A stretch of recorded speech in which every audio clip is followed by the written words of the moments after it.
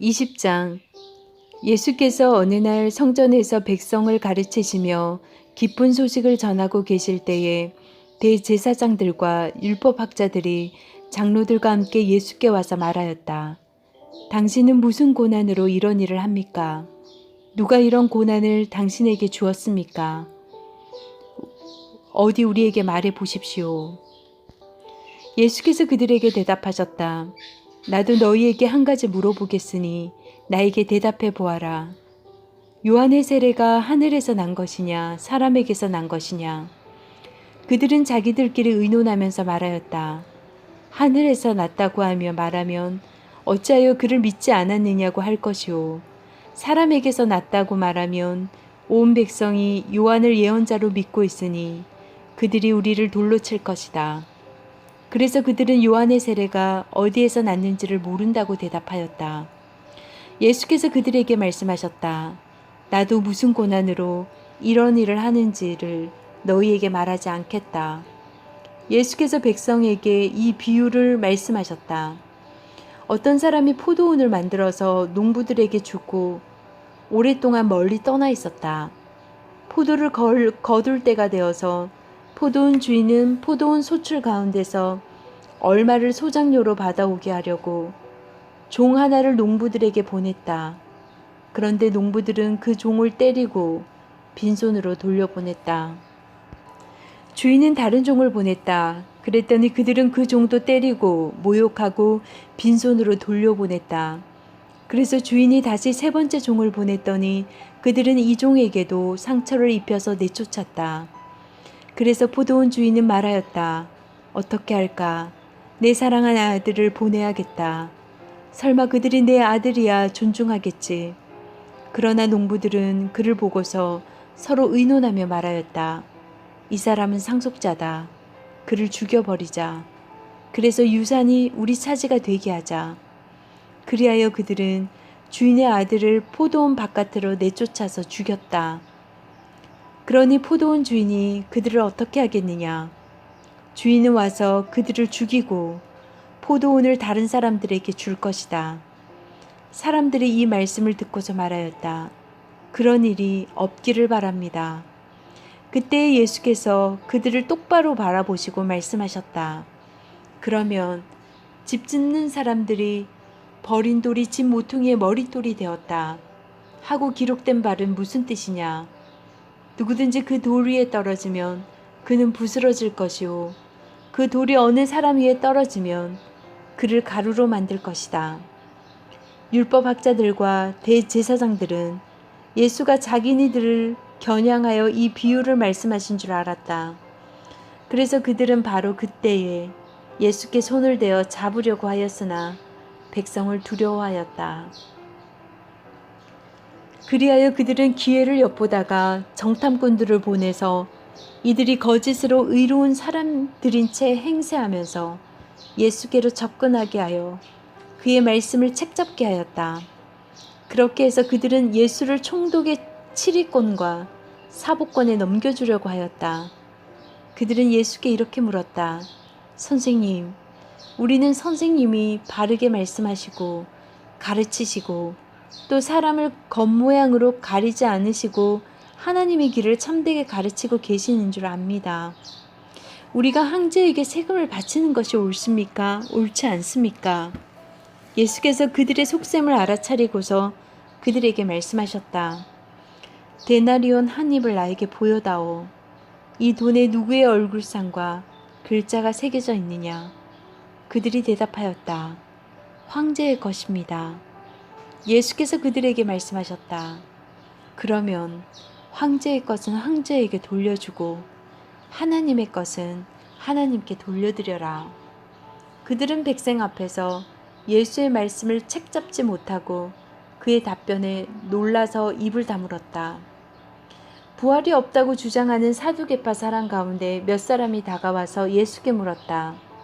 선생님, 모세가 율법에 써주기를 어떤 사람의 형이 자식 없이 아내를 남겨두고 죽으면 그 동생이 그 형수를 맞아들여서 뒤를 이을 아들을 자기 형에게서 세워주어야 한다 하였습니다. 그런데 7 형제가 있었습니다. 마지가 아내를 얻어서 살다가 자식이 없이 죽었습니다. 그래서 둘째가 그 여자를 맞아들였고 그 다음에 셋째가 그 여자를 맞아들였습니다. 7형제가 다 그렇게 하였는데 모두 자식을 남기지 못하고 죽었습니다. 나중에 그 여자도 죽었습니다. 그러니 부활 때에 그 여자는 그들 가운데서 누구의 아내가 되겠습니까? 7이 다 그 여자를 아내로 맞아들였으니 말입니다. 예수께서 그들에게 말씀하셨다.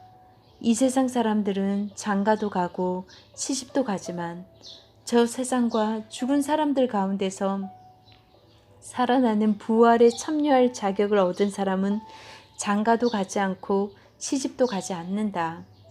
그들은 천사와 같아서 더 이상 죽지도 않는다. 그들은 부활의 자녀들이므로 하나님의 자녀들이다. 죽은 사람들이 살아난다는 사실은 모세도 가시떨기 이야기가 나오는 대목에서 보여주었는데 거기서 그는 주님을 아브라함의 하나님, 이삭의 하나님, 야곱의 하나님이라고 부르고 있다. 하나님은 죽은 사람들의 하나님이 아니라 살아있는 사람들의 하나님이시다. 모든 사람은 하나님과의 관계 속에서 살고 있다.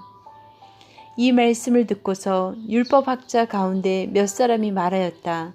선생님, 옳은 말씀입니다. 그들은 감히 예수께 더 이상 질문을 하지 못하였다. 예수께서 그들에게 말씀하셨다. 어떻게 사람들이 그리스도를 다윗의 자손이라고 하느냐? 다윗이 친히 시편에 말하기를 주님께서 내 주께 말씀하셨다. 내가 내 원수들을 내 발 아래에 굴복시킬 때까지 너는 내 오른쪽에 앉아 있어라 하였다. 다윗이 그리스도를 주라고 불렀는데 어떻게 그가 다윗의 자손이 되겠느냐? 모든 백성이 듣고 있는 가운데 예수께서는 자기 제자들에게 말씀하셨다. 율법 학자들을 조심하여라. 그들은 예복을 입고 다니기를 원하고 장터에서 인사받는 것과 회당에서 높은 자리와 잔치의 윗자리를 좋아한다. 그들은 과부들의 가산을 삼키고 남에게 보이려고 길게 기도한다. 그들은 더 엄한 심판을 받을 것이다.